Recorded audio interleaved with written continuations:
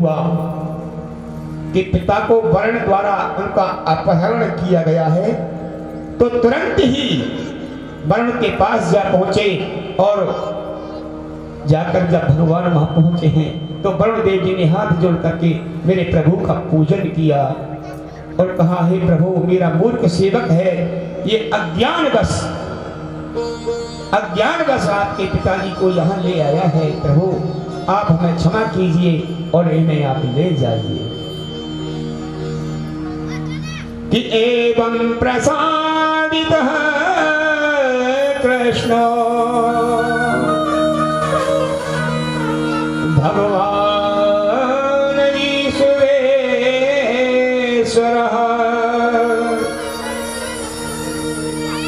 हे राजन, श्री कृष्ण अपने पिता को लेकर के ब्रज में आए। उसी समय नंद जी ने जो वरुण का सेवक उनको ले गया था जल में खींच करके, वो सारा वृतांत गोप ग्वालों को बैठ करके सुनाया और सभी नंद के उन वचनों को सुनकर के अचंभित हो गई।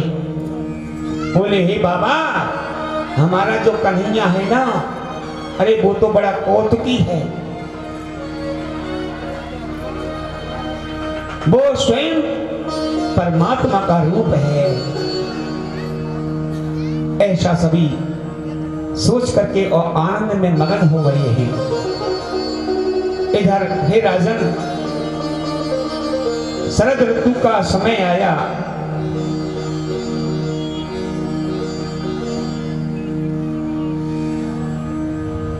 भगवान सोचने लगे, यशोदा मैया के पास बैठे हैं। मैया, एक बात बता दे, तू मेरे ब्याह की कह रही ना, और तेने अब तक मेरो ब्याह ना करायो है।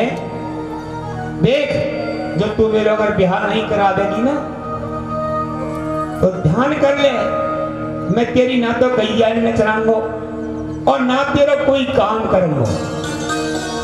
हाँ, मैं तो ते नाराज हो जाऊंगा मैया। यशोदा बोली, बेटा देख, दारी के तू मुझसे नाराज मत हो जो।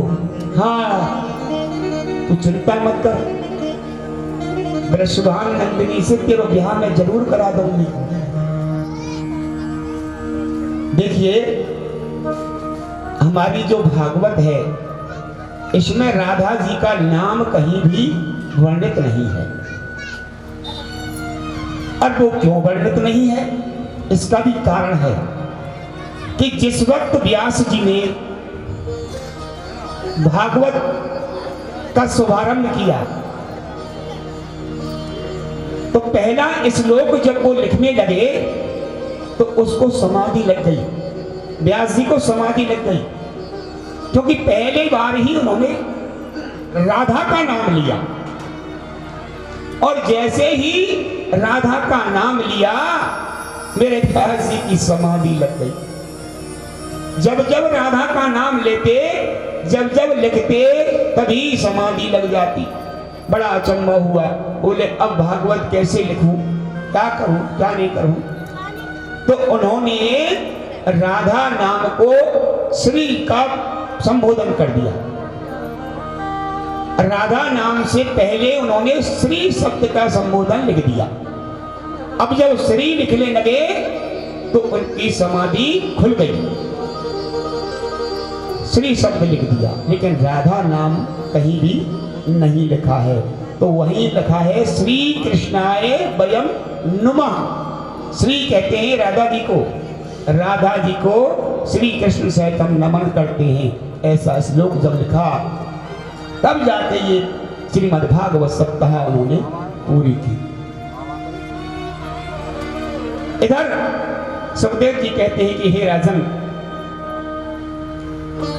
राधा भगवान को चाहती थी। राधा उनकी पत्नी नहीं थी, राधा तो नित्य आदि शक्ति थी। राधा उनकी आदि शक्ति थी। जो राधा है वो कृष्ण है, जो कृष्ण है वो राधा है। नित्य श्रद्धा पत्नी थी राधा। सभी जितनी भी गोपिकाएं हैं वो राजा को खिजाती थी। अरे तू तो गोरी है, देख तेने तो कनुआ ढूंढा है, तेरा पति कनुआ है, काला है, तू इतनी गोरी है। हाय राम, तेने ऐसा पति देख लिया। चिढ़ाती थी राधा को।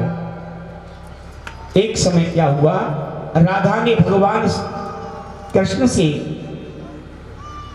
वन में जाकर के, अकेले में जाकर के एकांत में बैठ गए और बैठ करके वहां कहने लगी राधा कि हे कन्हैया, देख ब्रज की जो गोपी हैं मुझे बहुत ही चिढ़ाती है। कहती हैं तेरा कन्हैया तो काला है, तू गोरी है, ऐसा संबंध तूने क्यों देखा? अरे अपने पिता से कह के कोई सुंदर सा लड़का देख लेते हैं। ऐसा कहती हैं। अच्छा ऐसा कहती हैं, अभी देखता हूं, चिंता मत कर, तू कल देखूंगा। मेरे भगवान ने लीला की। जब घर पर आए तो भगवान ने लीला की और मैया से कहने लगे, हे मैया मेरे पेट में बहुत जोर का दर्द हो रहा है। दर्द का बहाना बना लिया मेरे प्रभु ने। मैया सोचने लगी, बेटा आज तो एकांत है गयो है, आज तक तेरे दर्द नहीं हुआ। बेटा ऐसी कहा बात है कि मैया बहुत दर्द हो रहा है, बहुत दर्द हो रहा है। वैद्य जी को बुलाया। वैद्य जी, कोई वैद्य जी नहीं बन के आया, भगवान ने एक रूप से ही वैद्य जी बन गए, क्योंकि वो तो लीला करनी थी प्रभु को। एक रूप में ही वैद्य जी बनकर के आ गई और मैया से कहने लगे, मैया इनका रोग तो असाध्य है, इस रोग का कोई इलाज नहीं है। मैया कहने लगी, अरे वैद्य जी मेरे लाला को का ये दुख दूर होगो ही नहीं। वैद्य जी बोले, मैया होगो तो सही पर बहुत असाध्य है। बोले कैसे होगो, मोकू बताओ। कि देखो एक गगरी लो, कोई सती नारी हो इस ब्रज में और वो एक गगरी ले और उसमें 1000 छेद करो गगरी में, और यमुना जी में छोटा सा बाल का तंतु बनाओ चलने के लिए, रस्सी, बाल की रस्सी बनाओ और उसमें यमुना जी का जल भरो और उसको ले करके और उस तंतु पर चढ़ करके जो भी स्त्री आएगी और उसमें जो पानी शेष बचेगा उससे तुम्हारा लाला बिल्कुल ठीक हो जाएगा। अब तो मैया सोच में पड़ गई। हाय राम, ऐसा कौन होगा? बोले वैद्य जी ऐसी तो मैं ही हूं, मैं लाऊं क्या? कि नहीं, मां नहीं ला सकती है। कोई भी इस वर्ग में गोपी हो, सती। अब तो सब गोपियों ने सुना, लेकिन अब सती कौन है? कोई नहीं। अब क्या किया जाए?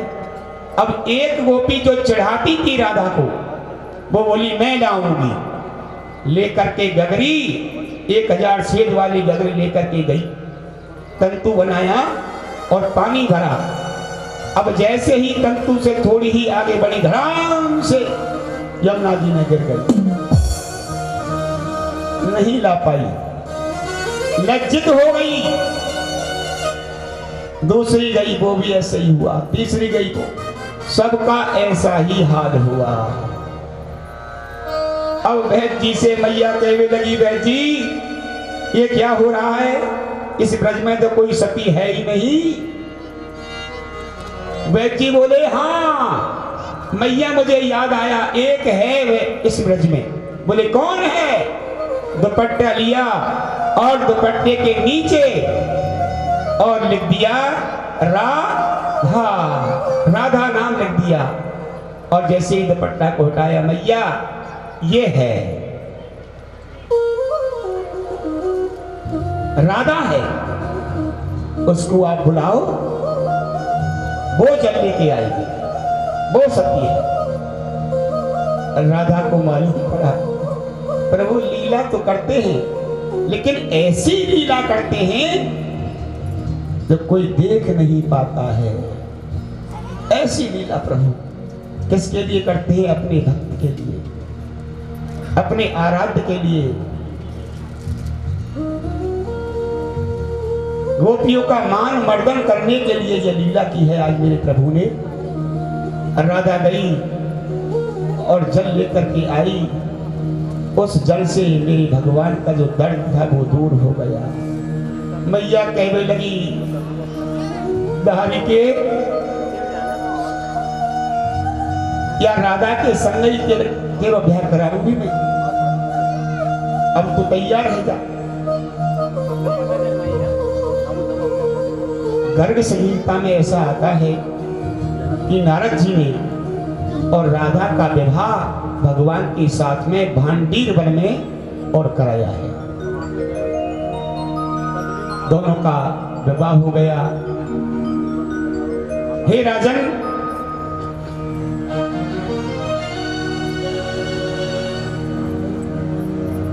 हे राजन, इस प्रकार से राधा और कृष्ण का विवाह हुआ और राधा और कृष्ण ये अलग नहीं हैं।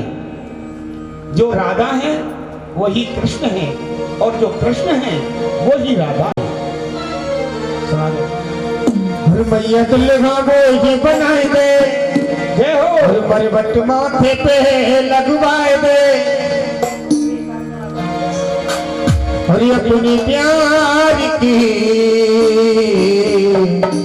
और लाई दे दुल्हनिया यमुना पार की, वो पार की लाई दे दुल्हनिया यमुना पार की। वो मैया दुल्हा गोई बनाए दे, मरबत माथे पे लगवाए दे, अपने प्यार की लाई दे दुल्हनिया यमुना पार की, वो पार की लाई दे दुल्हनिया यमुना पार की। वो मैया दुल्हा गोई बनाए दे, मरबत माथे पे लगवाए दे, अपने प्यार की लाई दे दुल्हनिया यमुना पार की, वो पार की लाई दे दुल्हनिया यमुना पार की।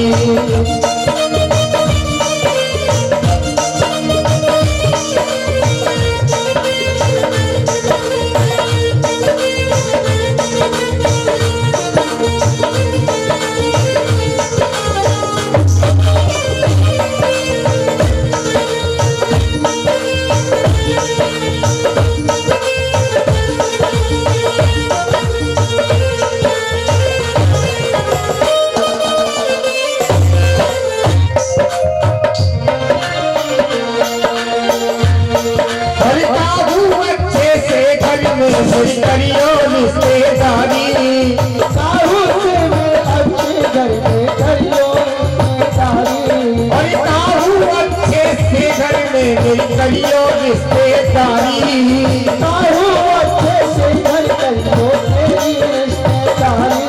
और पूरी भक्त गुजरिया हो गए कल्लो कारी, पूरी भक्त गुजरिया हो गए कल्लो कारी। और काजल आंखें में लगवाए दे, मेरी आंखन में रखवाए दे, काजल आंखें में लगवाए दे, मेरी आंखन में रखवाए दे, अपने प्यार की लाई दे दुल्हनिया यमुना पार की, वो पार की लाई दे दुल्हनिया यमुना पार की। तो मैया दुल्हा गोई बनाए दे, मरबत माथे पे लगवाए दे, अपने प्यार की लाई दे दुल्हनिया यमुना पार की, वो पार की लाई दे दुल्हनिया यमुना पार की।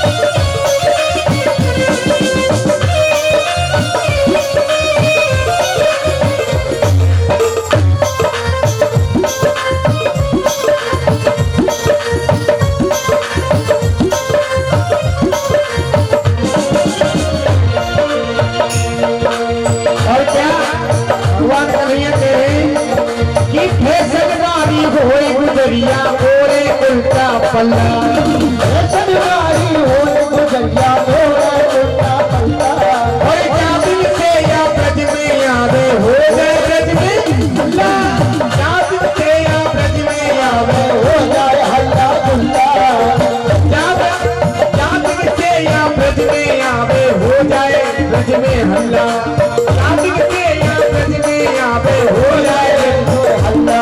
और क्या वो तो सब सिनेमा जावे याद के रे कन्हैया, वो तो सब सिनेमा जावे और होटल में खाना खावे चाट बाजार की।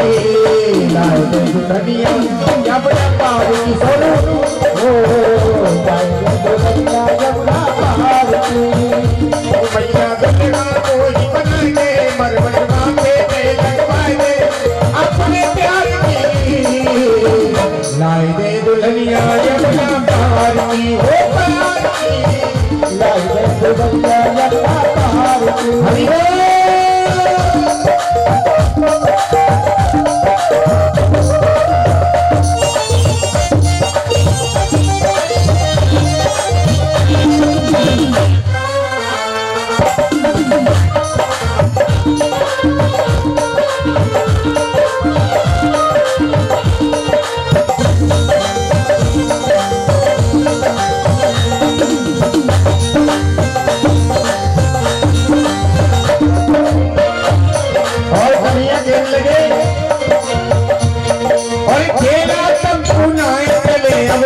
सुपारी गाड़ी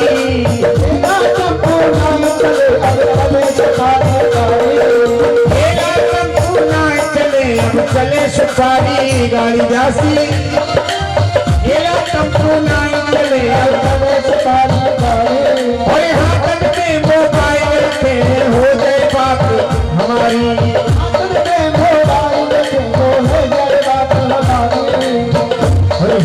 पैसा खर्च तुम्हारो, वो पैसा खर्च तुम्हारो, भैया तेरो नाम हमारो गीत जवार की। लाए दे दुल्हनिया यमुना पार की, वो पार की। लाए दे दुल्हनिया यमुना पार की। हरि बोल।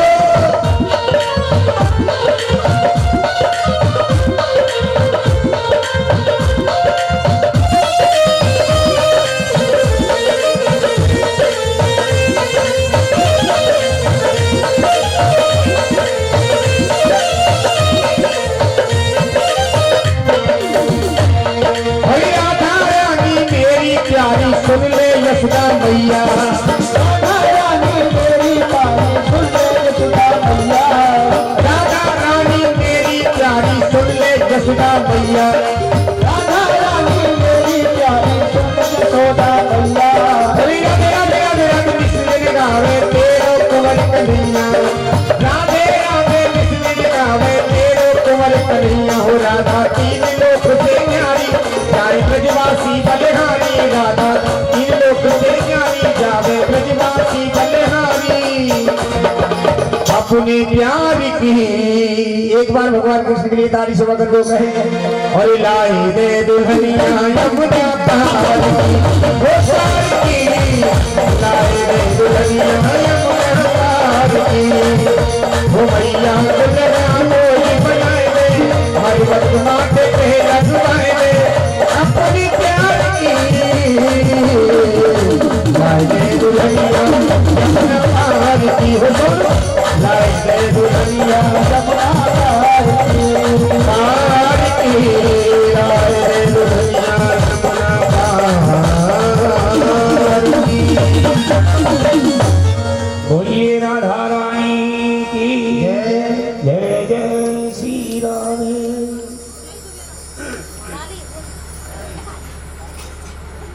सुखदेव जी कहने लगे कि हे राजन, इस प्रकार से मेरे भगवान ने अनेक लीलाएं की हैं।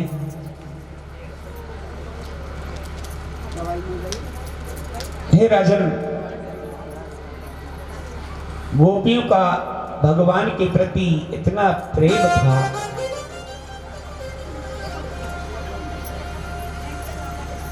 कि सब कुछ त्याग करके और गोपियां भगवान के पास चली आती थी। परीक्षित जी कहने लगे महाराज, इस प्रसंग को आप विस्तार से मुझे सुनाइए, कैसे भगवान ने महारास रचाया, यह भी आप हमें बताने की कृपा कीजिए। सुखदेव जी कहने लगे कि हे राजन, शरद ऋतु की परिपूर्ण चांदनी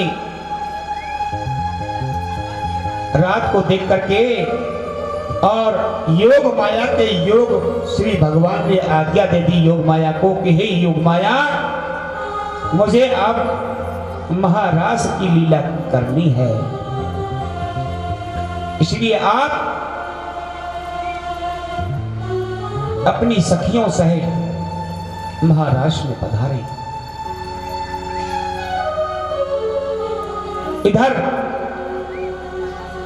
राधे जी से और भगवान कृष्ण कह रहे हैं, हे राधे चलो महाराज में चलते हैं।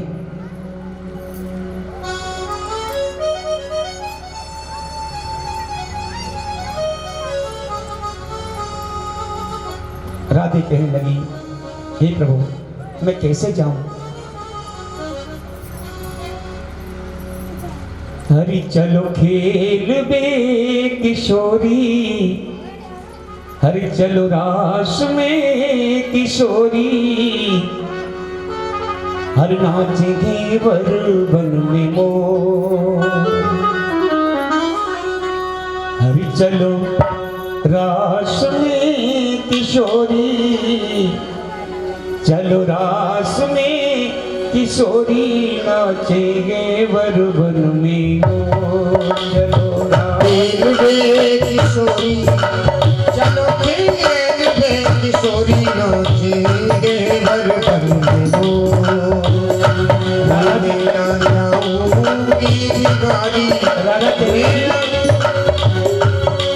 मैं न जाऊंगी बिहारी, मैं न जाऊंगी बिहारी, वहाँ बसत जोर। मैं न जाऊंगी बिहारी, मैं न जाऊंगी बिहारी, वहाँ बसत जोर।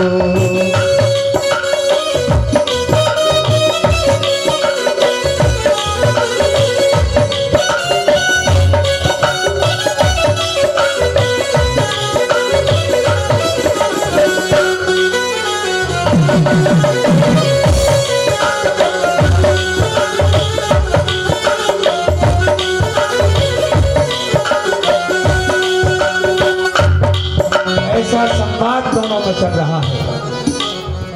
राधा जी मना कर रही है, भगवान कृष्ण कह रहे हैं, लेकिन राधा जी वहां नहीं जाती हैं। भगवान बोले, राधा देखो तुम्हें आना तो पड़ेगा, अब नहीं तो फिर आना तो पड़ेगा। बोले प्रभु देखा जाएगा, आप जाइए मैं नहीं जाऊंगी। भगवान महाराज के लिए और प्रस्थान करते हैं। अंधेरी रात है और अंधेरी रात में कदम की कुंजन में जाकर के मेरे प्रभु बांसुरी वादन करते हैं।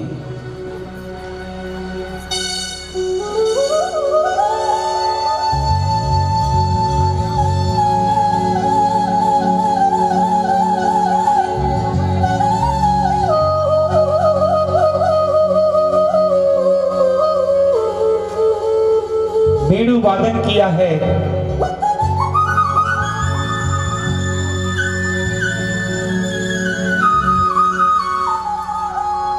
और जब भगवान ने वेणु वादन किया तो उस वेणु की नाद को सुनकर के हे राजन,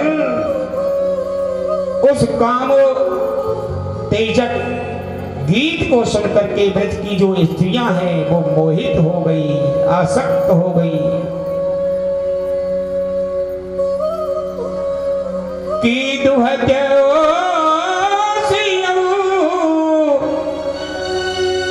कैसे दो हम, हे कहा।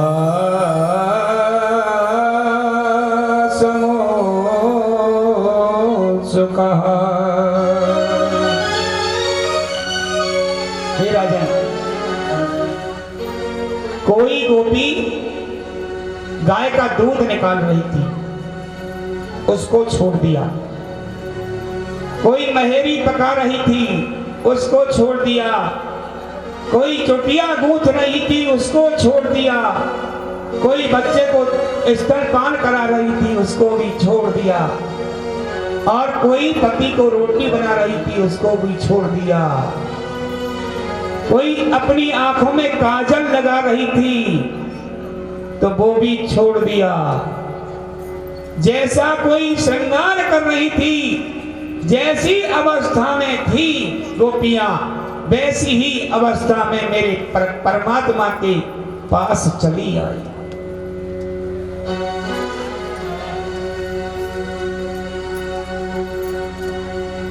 और बहुत सी गोपियों को अब उनके पतियों ने पकड़ लिया और कमरे में बंद कर दिया, लेकिन वो मन लगा करके भगवान कृष्ण का ध्यान करने लगी, उसी से उनकी मुक्ति हो गई। हे राजन, यह है गोपियों का प्रेम। सब कुछ छोड़ करके मेरे परमात्मा के पास गोपियां आई। भगवान ने कहा, हे गोपियों,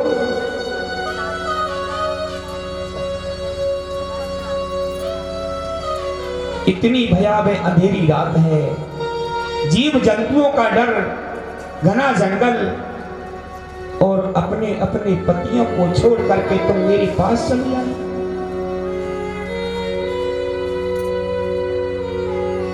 गोपियां कहने लगे, वाह रे वाह कन्हैया, कि लहंगा धरो शीस पे और दई चूदरी पाम, पतियन रोके ना रुकी, छोड़ चली घर गांव। अरे कन्हैया, हमारे देश को तू देख रहा है,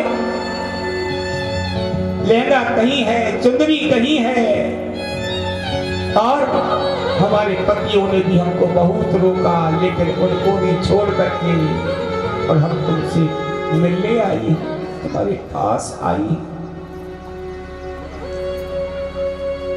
क्योंकि हमारा जो प्रेम है वो तुम्हारे प्रति सच्चा है, इसलिए आई है। भगवान कहने लगे, हे गोपी, तुम्हें ऐसा नहीं करना चाहिए था। क्यों? कि पत्नी के लिए तो पति और बालक ही सब कुछ होते हैं, तुम्हें तो उनका पालन करना चाहिए था। अब तो गोपियां गुस्से में हो गई, बोली, क्या कहता है कन्हैया?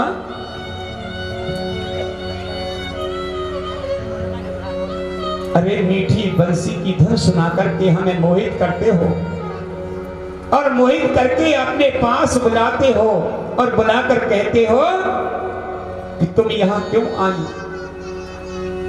ए कन्हैया सुन, हमारा जो व्यवहार है संसार के पति से नहीं है, वो असार है, असार वस्तु से हमारा कोई मतलब नहीं है। हमें तो सार वस्तु के पास आई है, हमें तो सार वस्तु चाहिए, हम तो हमारे परमात्मा के पास आई हैं। और कहने लगी, हे कन्हैया, हमारी तुम्हारे अंदर क्या इतना भी प्रेम नहीं रहा जो आज हमसे तुम ये कह रहे हो कि तुम यहां क्यों आई?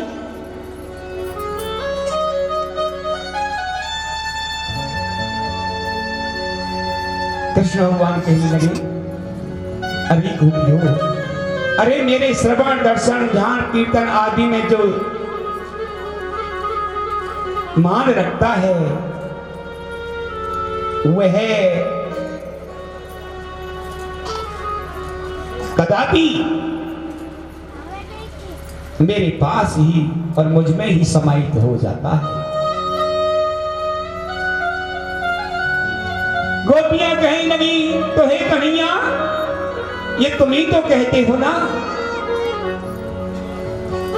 कि सर्वधर्मानुपरित्यज्येत मामेकं शरणं व्रज, अहं त्वा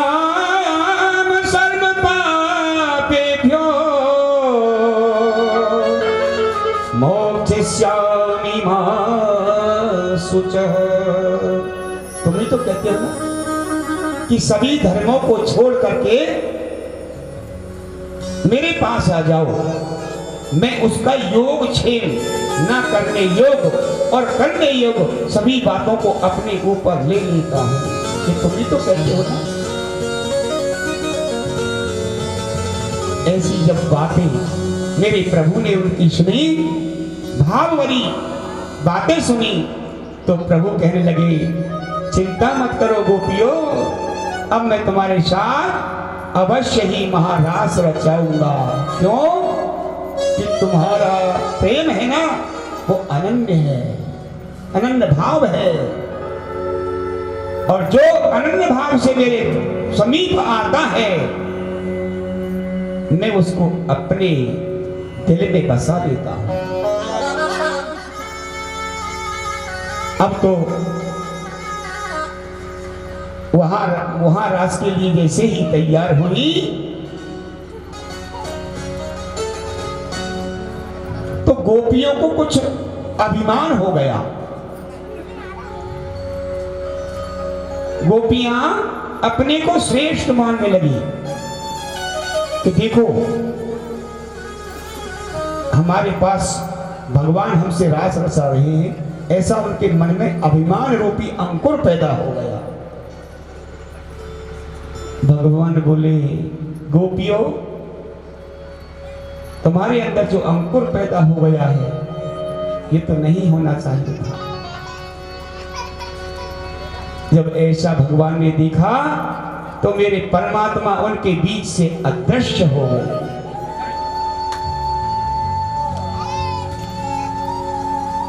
क्यों? भगवान कहते मुझे अभिमान पसंद नहीं है,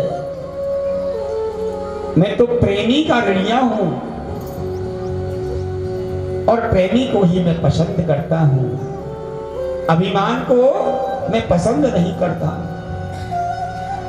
भगवान अदृश्य हो गए गोपियों के बीच में से। अब जैसे ही मेरे प्रभु अदृश्य हुए गोपियां व्याकुल हो गई। जैसे बिना पानी के मछली तड़पती है ऐसे आज गोपियों की दशा हो गई महाराज। गोपियां तड़पने लगी और इधर उधर देखने लगी मेरे प्रभु को।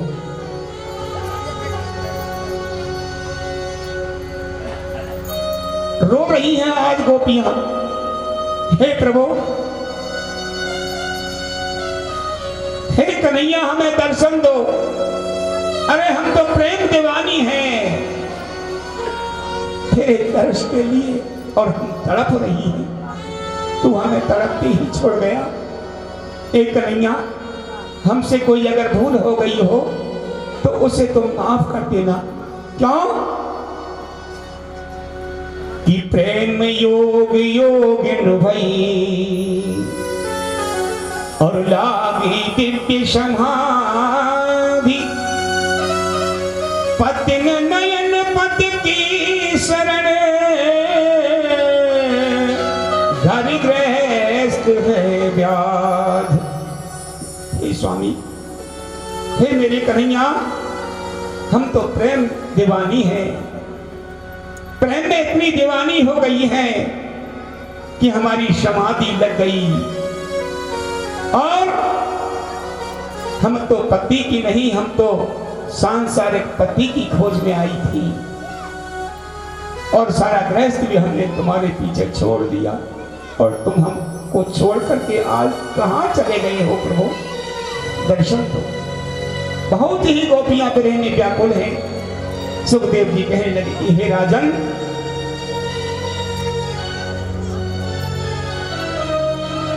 गोपियां वृक्षों से पूछ रही हैं कि हे लताओ, आप ही बताओ, कहीं आपने हमारे कन्हैया को देखा है क्या?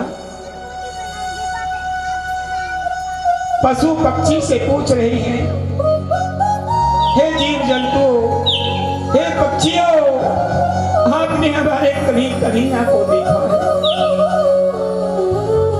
व्याकुल है कि हे खग मृग हे मधुकर श्रेणी। सबसे पूछ रही हे सुख, हे कपूत, हे मृगो, अरे तुम ही बता दो, तुमने कहीं हमारे परमात्मा को, कन्हैया को देखा है क्या? अरे बोलो तो सही। कोई नहीं बोलता है, कोई उत्तर नहीं देता है। अब एक अशोक के वृक्ष के नीचे जाकर के बैठ जाती हैं और कहती हैं कि तुम अशोक हम शोक युत। हे अशोक, हम तो शोक से व्याकुल हैं, लेकिन तुम तो शोक को हरने वाले हो। कि तुम अशोक हम शोक युत, बन बन डोलत भाई, साधु करे रक्षा कुंजन, पर दुख देख हसाए।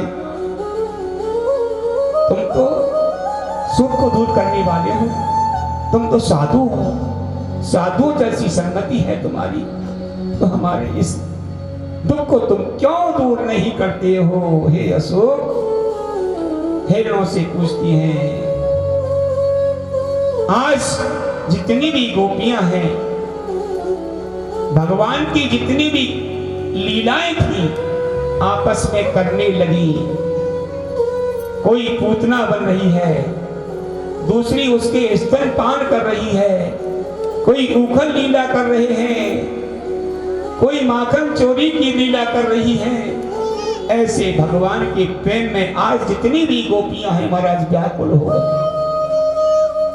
अपने देह की सुध भूल गई कि हम क्या कर रही हैं, हम क्या नहीं कर रही हैं, क्या भला है और क्या बुरा है, कुछ नहीं।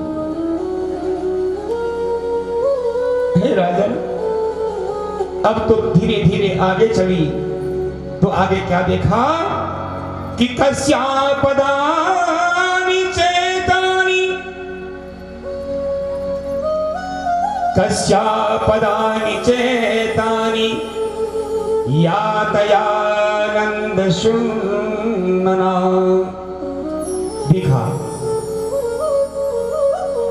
कि नंदलाल के साथ ये स्त्री कौन गई है? ऐसा लगता है कि कोई स्त्री हमारी कन्हैया के साथ में है, क्योंकि ये जो पंक्ति में दिखाई दे रहे हैं ये मेरे कन्हैया और स्त्री के हैं, कोई स्त्री के साथ में है। लेकिन जो गई है गोपी वो धन्य है, उसका जन्म धन्य है, क्योंकि उसके चरण दिखाई दे रहे हैं। अब तो ऐसा जान पड़ता है, थोड़ी दूर आगे चली तो सोचने लगी, ऐसा जान पड़ता है कि यहाँ उस गोपी के कांटा चुभा है और उसने अपने पैर को ऊंचा उठाया है और भगवान ने उसके कांटे निकाले हैं। थोड़ी आगे चली तो देखती है कुछ बाल बिखरे पड़े हुए हैं। सोचने लगी, अरे यहाँ उस गोपी का भगवान ने चोटी गूंथी है, तो कुछ बाल बिखरे पड़े हैं। क्यों? कि केस जाल रज में गिरा, छुप में कुछ कुलझाई, कि ताल पात्र टूटा पड़ा, पुष्प रहे बिखरा। देखिए यहाँ चोटी गूंथी है और यहाँ उस गोपी ने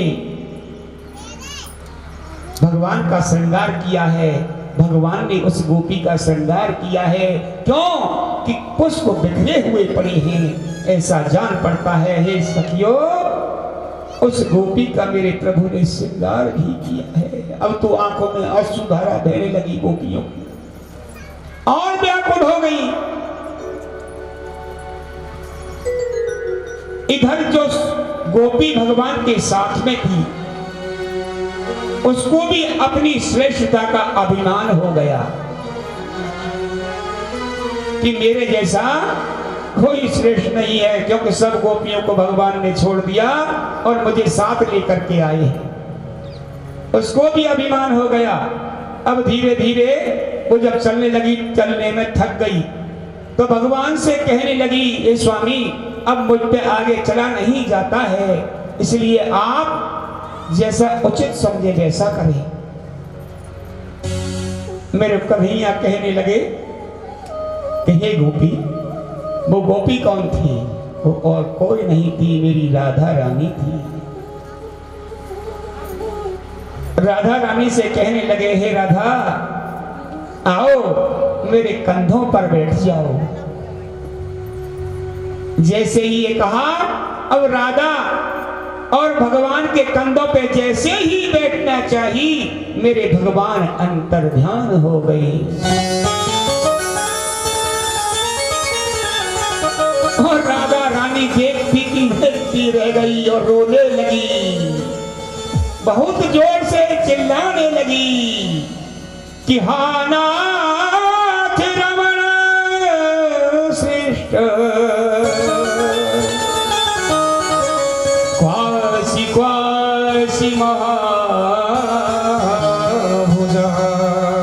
हे नाथ, हे दीनबंधु, हे मेरे रमण, हे मेरे पुजारी, हे मेरे कृपा के सिंधु प्रभु, हाय तुम कहां चले गए? हे प्यारे तुम कहां हो? मुझे शीघ्र दर्शन दो। आज तो आंसू है राधा जी। अब जब उसकी पुकार को गोपियों ने सुना तो वो भी तुरंत पुकार को सुनकर के उनके पास आ गई। गोपियां कहने लगी, राधे, अरे राधे, जैसा हमारे साथ में हुआ है क्या वही हस्त तेरे साथ में हुआ है? कि हाँ हाँ गोपियों, हाँ बहनों, यही मेरे साथ में हुआ है। मेरे कन्हैया मुझे छोड़ करके न जाने कहां चले गए। अरे तुम्हें इतना दुख नहीं है जितना दुख मुझे हो रहा है।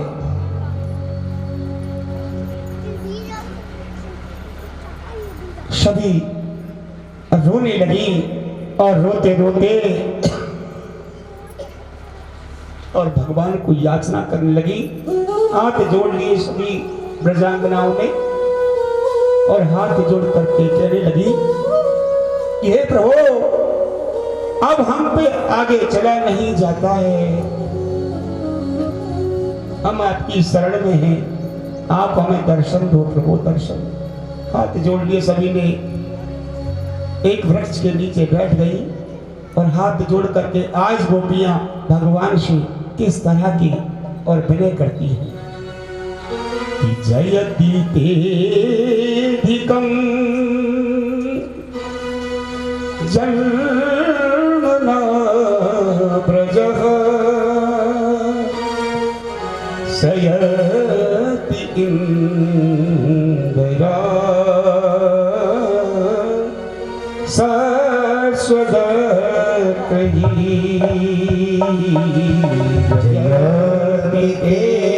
जयतिधिकं जन्मना व्रजा प्रयति गिन्दिरा सरस्वती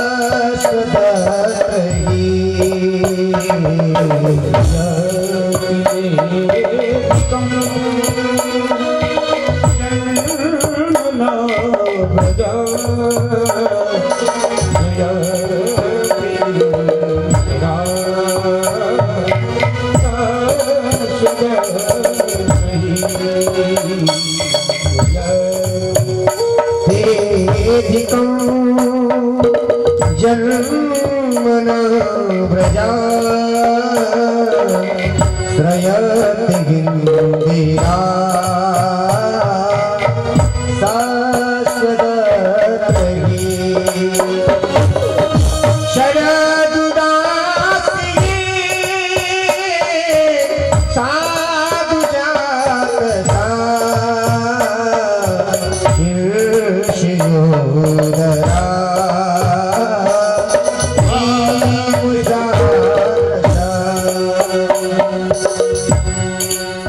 कहने लगी, हे प्रियतम, तुम्हारे जन्म से ब्रज में बहुत ही अत्यंत सुख हुआ। यहां लक्ष्मी सदा बसती रहती है, किंतु तुम्हारी दसों दिशाओं में हम तुम्हें ढूंढ रही हैं प्रभु। हम गोपियों को का जो जीना है वो तुम्हारे बिना बेकार है। अतः हे देव, हमें आप दर्शन दो प्रभु, दर्शन दो। और कहने लगी, नखल गोप का नंदनो भवा खिला देहिना शांतता पुरे गोपिका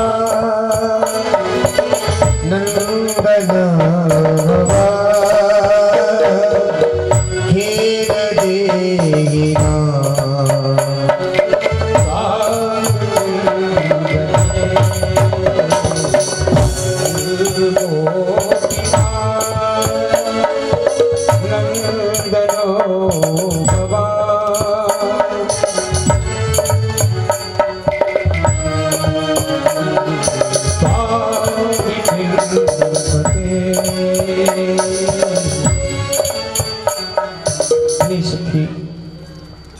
हे कन्हैया, हम जानती हैं कि आप केवल यशोदा के लाल ही नहीं हैं, आप तो सर्वांतर्यामी हैं। आप तो सबके नाथ हो प्रभु, सबके आराध्य हो। क्यों कि ब्रह्मा की अनेक प्रार्थना पर आप विश्व की रक्षा के लिए प्रभु इस गोकुल में पधारे हो, लेकिन हमारे साथ में ऐसा छल प्रभु आप क्यों कर रहे हो? आज गोपियां की आंखों से अश्रुधारा बह रही है और कह रही है कि तब कथा व्रतम तप्त जीवनम अमीवीरतम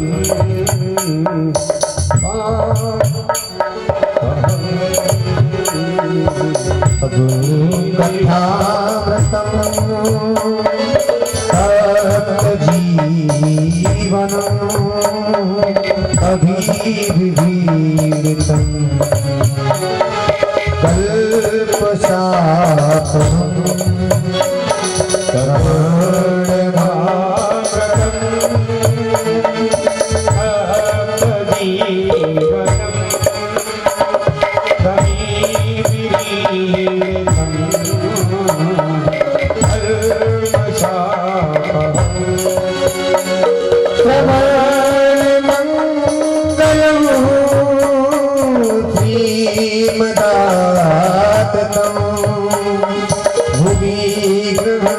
कल्पशापम भूल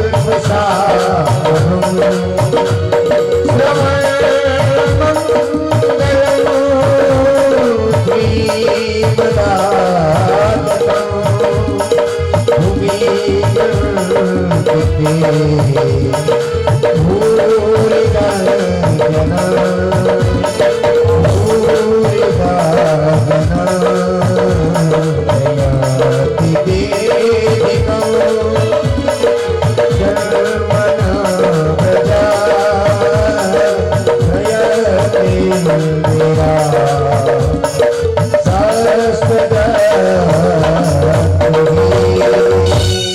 प्यारे, तब कथामृतम तप्त जीवनम। हे प्यारे, हम तो पहले ही मर चुकी थी, लेकिन तुम्हारी कथा ने हमें बचाया है, क्योंकि वह कथामृत हम जैसी प्रेमी बिरहनियों के लिए एक जीवन ही तो है, क्योंकि आपके सुनने मात्र से परम मंगलमय होता है जीवन और परम सुंदर जीवन बनता है। ऐसी आपकी कथा है। इसलिए हे नाथ, हे रमण, हे मेरे कन्हैया, हमें आप दर्शन दो, दर्शन दो। मेरे प्रभु ने जब ऐसी वाणी को सुना, देखो कि वाणी ऐसी बोलिए मन का आपा खोए, कि औरन को शीतल करे आपो शीतल हो। सब खेल वाणी का है। गोपियों की जो वाणी है वो पहले अभद्र वाणी थी, उसी के कारण उनके जो अंदर दिल में अभिमान हो गया, और भगवान ने जब ऐसी वाणी, अभिमान भरी वाणी को सुना तो वहां से अदृश्य हो गए। तो वाणी इतनी खराब है महाराज, तो वाणी को सही निकालो।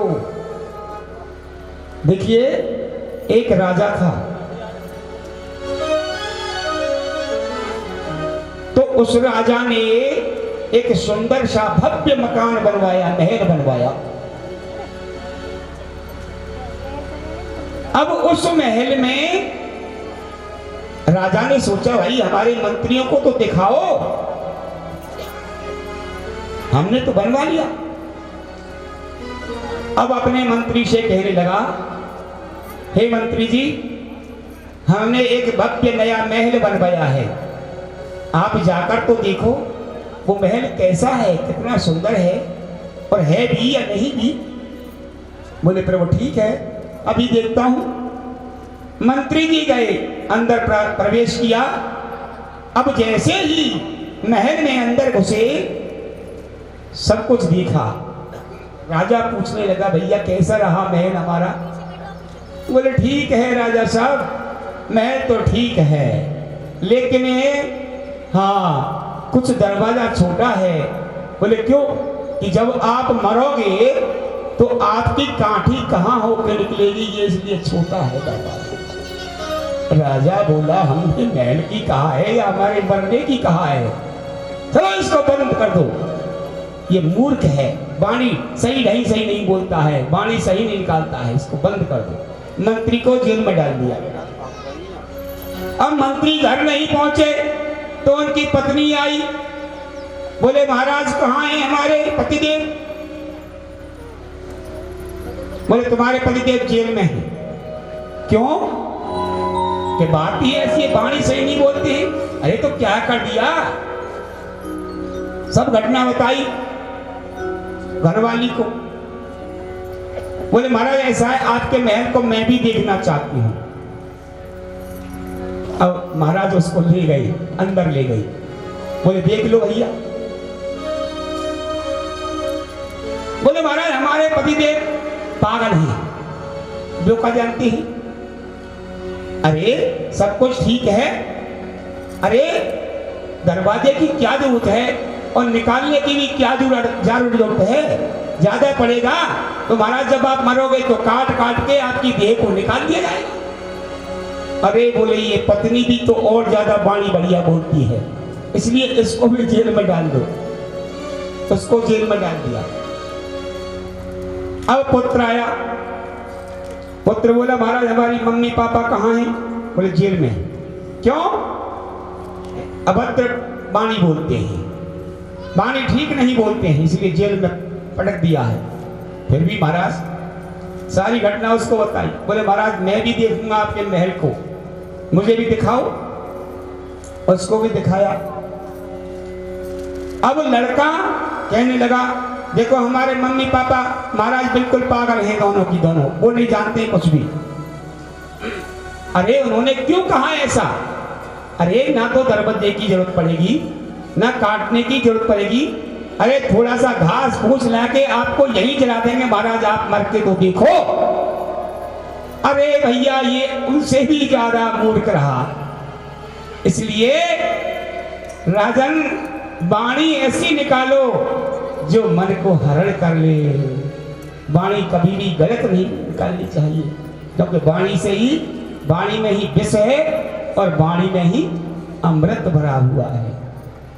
अब हे राजन, आज मीठी वाणी को सुनकर के मेरे भगवान तुरंत ही प्रकट हो गए और उन गोपियों के बीच में आज महारास होने लगा है, जिसमें सभी देवता यक्ष गंधर्व किन्नर इत्यादि अपने अपने भेष बदल करके, यहाँ तक कि मेरे भोलेनाथ भी आज एक स्त्री का रूप धारण करके और उस महारास में प्रकट भए हैं। और आज संसार का बहुत बड़ा रास महारास भगवान श्री कृष्ण ने चाया है। तो आइए हम भी सभी उस रास में चलते हैं। हाँ भैया चलिए। एक दिन वो भोले भंडारी और बन करके ब्रजनारी वृंदावन आ गए। पार्वती माँ मना के गारी, पार्वती माँ मना के गारी, न माने त्रिपुरारी वृंदावन आ गए। रास में आ गए। रास्ता मतलब समझते हैं, भगवान नाच रहे।